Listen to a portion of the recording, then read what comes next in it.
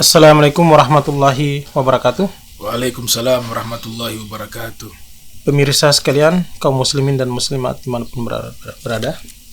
Alhamdulillah kita berjumpa kembali pada kajian kita tentang analisis ilmiah Sirah Nabawiyah.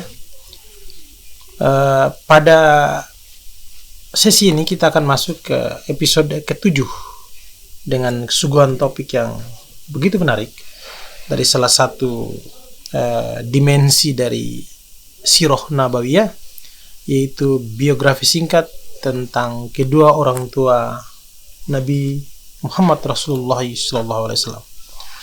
Untuk menikmati channel ini, silakan para pemirsa kaum muslim dan muslimat untuk like dan subscribe pada channel YouTube Habib Abdurrahman Ternate.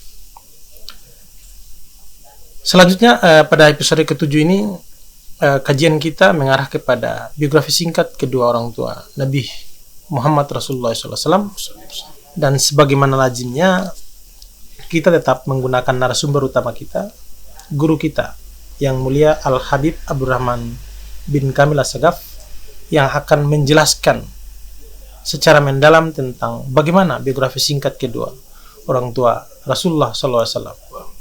Tapi sebelumnya saya menyapa ya Habib. Assalamualaikum warahmatullahi wabarakatuh. Waalaikumsalam warahmatullahi wabarakatuh. Kabar sehat ya? Alhamdulillah. Ya, alhamdulillah. Ya, Habib dalam keadaan sehat walafiat. Semoga tetap diberi kekuatan kesehatan terus untuk menyampaikan dakwah dan menyampaikan ilmu-ilmu di tengah-tengah masyarakat, terutama pada kaum muslimin dan muslimat di manapun mereka berada, dan lebih khususnya di Provinsi Maluku Utara dan Kota Ternate.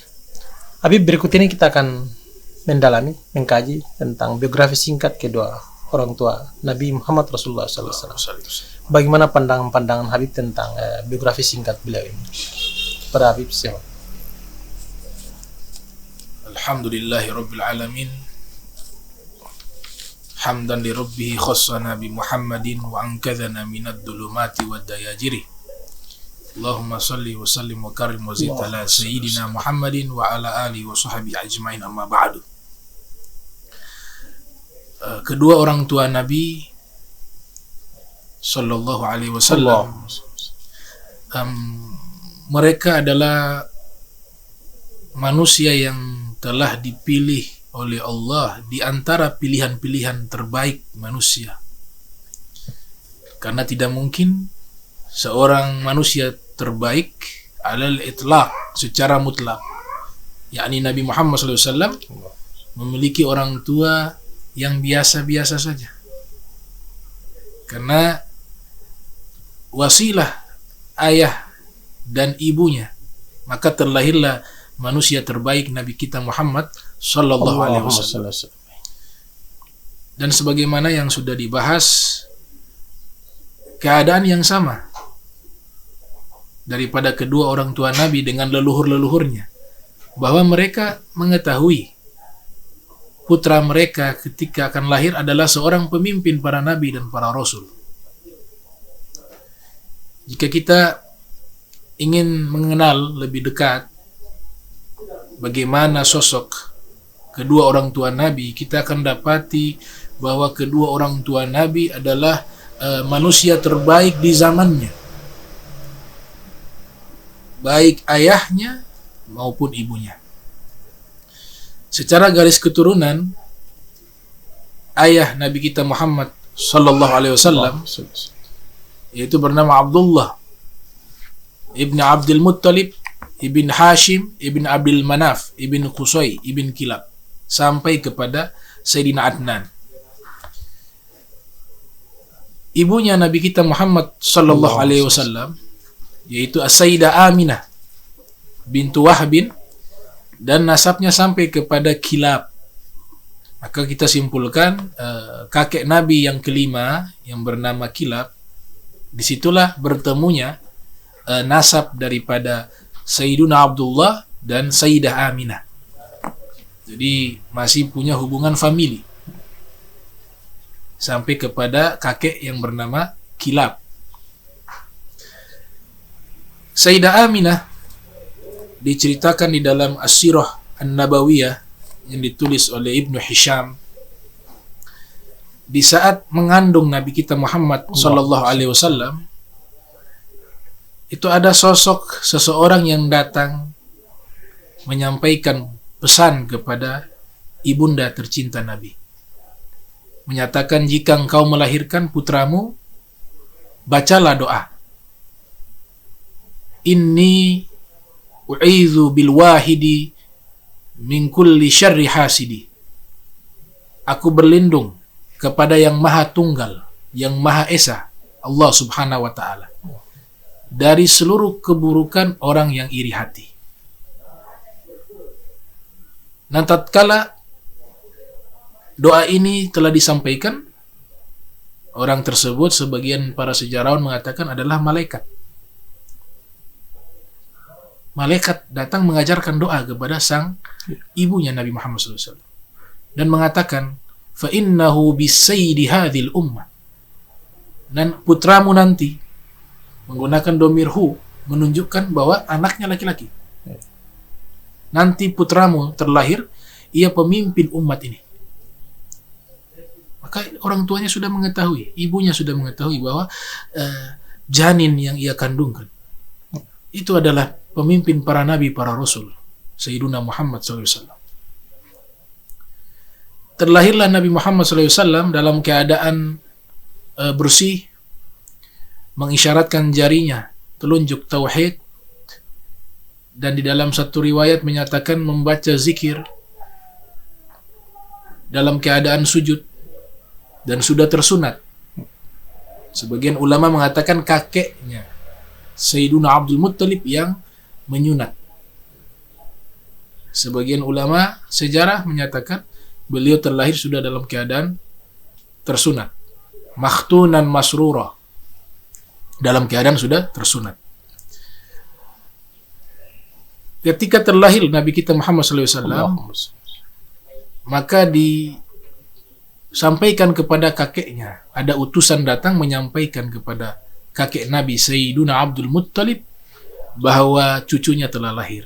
Maka sang kakek memberikan nama Muhammad, dan nama ini tidak pernah digunakan kepada orang-orang Makkah di zaman itu. Orang pertama yang memiliki nama Muhammad adalah Nabi kita Muhammad sallallahu alaihi wasallam, yang artinya manusia yang terpuji. Diambil dari nama Allah. Wa dhammal ilahu ismahu min ismihi idza qala fil khamsi al muadzinu ashhadu wa syaqqa lahu min ismihi liyudhillahu fadzul arsyin mahmudun wa hadza Muhammadu. Allah menghimpun namanya dengan nama Nabi Muhammad. Ketika muazzin melantunkan azan, membaca asyhadu alla ilaha illallah wa asyhadu anna Muhammadar Rasul. Dan diambil nama Nabi Muhammad dari nama Allah. Allah pemilik arsy yang mulia, dan Nabi Muhammad adalah manusia yang paling mulia. Tumbuh Nabi Muhammad, sang ibu masih mendapatkan bisyarah, informasi-informasi yang berisikan kabar gembira akan putranya yang menjadi seorang pemimpin para nabi, para rasul, manusia terbaik. Ketika beliau ingin ziarah ke kota Madinah, mengunjungi kuburan sang suami, ayah Nabi Muhammad, di usia Nabi kurang dari 6 tahun, sang ibu sakit. Sayyidah Aminah sakit. Ketika Sayyidah Aminah sakit, beliau menyatakan dan dijadikan sebagai gubahan syair. In sahha ma absartu fil manami fa anta mab'usun ilal anami. Tub'atsu fil hilli wa fil harami. Tub'atsu bitauhidi wal islami. Dini abika albar Ibrahimi. Jika benar apa yang saya lihat di dalam mimpi, kata ibunda Nabi Muhammad. Jika benar apa yang saya lihat di dalam mimpi, maka engkau adalah utusan Allah yang diutus bagi seluruh manusia. Engkau diutus di tanah halal dan di tanah haram, atau engkau diutus menjelaskan perkara halal dan perkara haram. Engkau diutus membawa tauhid dan agama Islam, agama moyangmu yang baik, Nabi Ibrahim. Kemudian Sayyidah Aminah mengatakan, segala sesuatu akan fana, akan hancur, akan binasa, kecuali sebutan namaku akan abadi, karena dibawa oleh putraku, anak yang suci, Nabi kita Muhammad sallallahu alaihi wasallam. Jadi mereka sudah mengetahui bahwa Nabi Muhammad, putra mereka, adalah anak terpilih. Anak terpilih. Nah, ini dari sosok ibunda beliau. Sudah mendapatkan bisyarah, kabar-kabar gembira bahwa putranya adalah anak pilihan. Putranya adalah seorang nabi. Putranya adalah pemimpin para nabi, para rasul. Ada seorang pakar sejarah Islam bernama Abdul Qasim As-Suhaili, dalam kitab Raudul Unf, juga disebutkan oleh Ibnu Hisham dalam kitab As-Sirah Nabawiyah, penduduk Makkah atau masyarakat Makkah itu berbagai kultur ada dan berbagai agama ada. Dia majemuk. Ada beberapa di antara mereka tanassara, mengikuti agama Nasrani, dan mereka paham akan kitab Injil, kitab Taurat.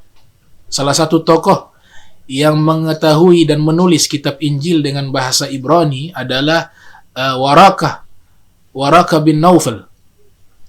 Waraqah bin Naufal memiliki saudari wanita bernama Ruqaiqah binti Naufal, yang juga seorang pakar di dalam kitab-kitab samawi, kitab Injil, kitab Taurat, terlebih khusus kitab Injil.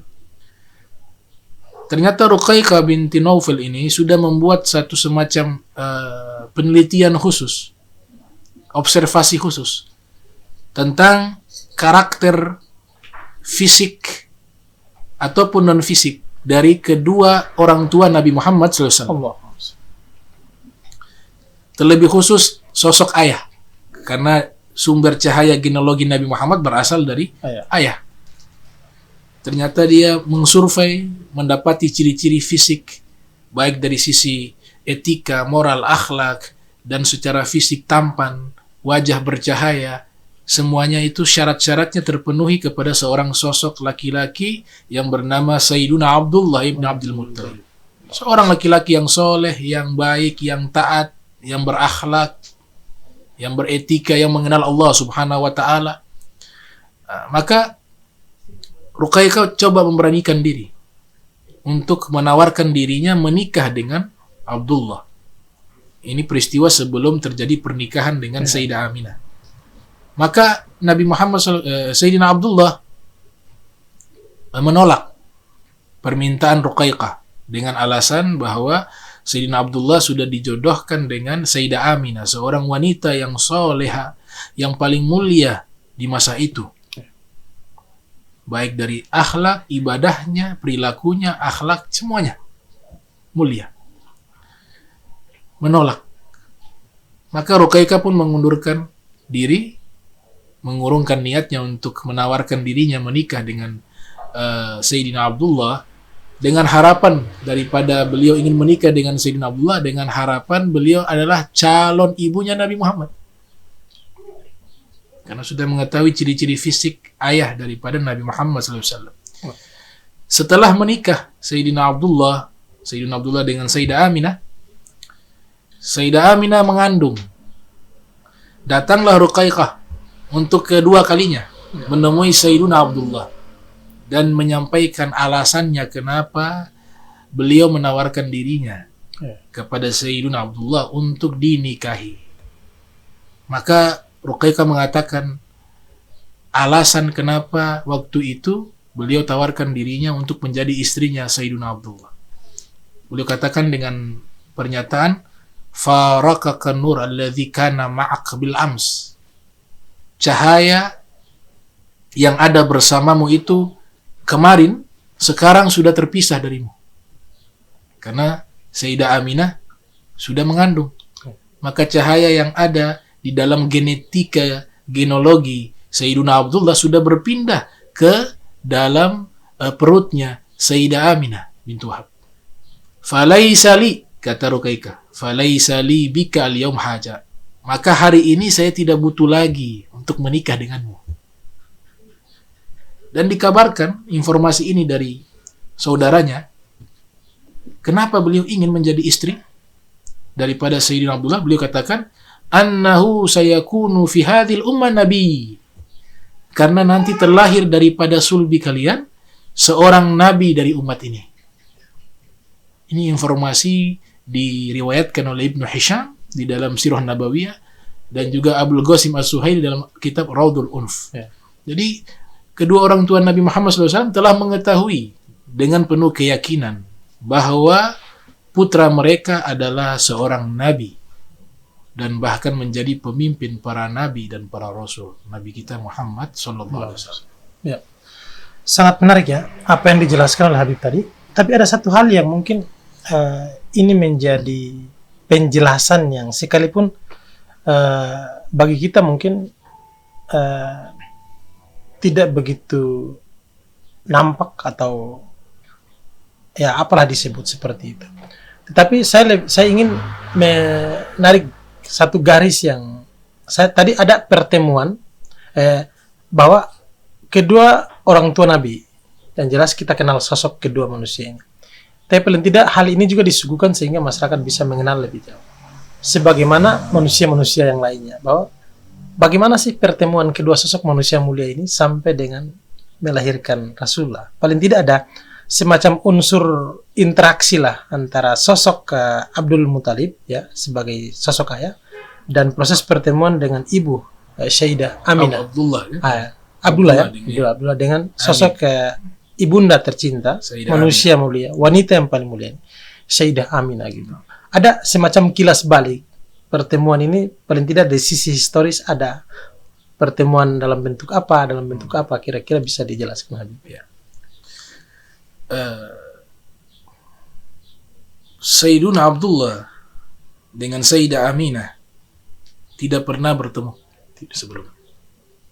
Mereka bahkan dikatakan oleh para suyukhuna, guru-guru kami mengatakan, ya, Sayyidah Aminah itu lelaki yang bukan mahram, tidak pernah melihat sosok fisiknya.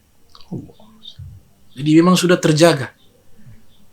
Dan memang sudah disurvei bahwa wanita paling terbaik adalah Sayyidah Aminah di masa itu.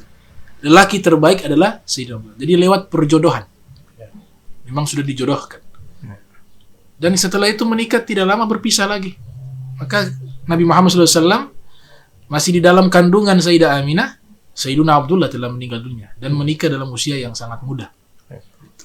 Jadi pertemuan mereka lewat perjodohan. Dan inilah cara menikah yang syar'i, tidak lewat dengan perkenalan atau yang kita kenal di zaman modern dengan pacaran, tapi perjodohan langsung menikah. Karena ini adalah kedua orang tua manusia terbaik, Nabi Muhammad SAW, yang dua-duanya juga adalah manusia terbaik, Sayyiduna Abdullah dan Sayyidah Aminah. Saya mungkin lebih ini ya, agak penasaran, Bib. Kira-kira model sinyal apa yang diterima oleh sosok ayah ini kemudian mengetahui bahwa itulah ibunda, insyaallah ibunda tercinta. Siti Aminah adalah sosok ibunda dari Rasulullah SAW. Kira-kira ada unsur mungkin rahasia yang terkandung dalam atau makna-makna yang terkandung dalam, sekalipun secara syar'i tadi pertemuan mulai seperti itu, paling tidak kan ada gambaran tentang sosok ayah dan sosok ibu dari kedua manusia mulia ini saling mengetahui, sekalipun tidak saling melihat, tapi mengetahui secara maknawi. Kira-kira seperti apa? Secara internal keluarga mereka sudah mengetahui. Ya, internal. Ya. Dua belah pihak sudah mengetahui. Dan faktor yang kedua, tadi faktor pertama secara internal, keduanya sudah mengetahui, keluarga. Faktor yang kedua, di masyarakat Makkah pada zaman itu sudah dikenal dua sosok, Sayyidina Abdullah dan Sayyidah Aminah adalah sosok pemuda yang paling terbaik. Tidak ada yang bisa melewati itu. Jadi dari sisi sosial sudah memiliki reputasi yang sangat baik. Kebaikan akhlaknya, kebaikan perilakunya, kebaikan sosialisasinya. Maka sudah dipastikan bahwa inilah calon daripada istrinya Sayyidina Abdullah, dan sebaliknya Sayyidah Aminah dari pihak keluarganya juga meyakini bahwa calon terbaik untuk Sayyidah Aminah adalah Sayyiduna Abdullah, karena beliau adalah anak yang 13 anak yang dimiliki oleh Sayyiduna Abdul Muttalib, yang paling terbaik adalah Sayyiduna Abdullah. Ya. Terima kasih. Mungkin dengan penjelasan ini mengakhiri perjumpaan kita pada kesempatan ini. Tapi kita akan melanjutkan pada episode selanjutnya dengan tema yang sama tentang biografi singkat kedua orang tua Nabi. Ikuti terus channel YouTube Habib Abdurrahman Ternate pada episode selanjutnya, yaitu pada episode ke-8. Kita akan membahas terus membahas analisis ilmiah tentang Sirah Nabawiyah. Demikian saya sampaikan. Billahi taufiq wal hidayah. Wassalamualaikum warahmatullahi wabarakatuh.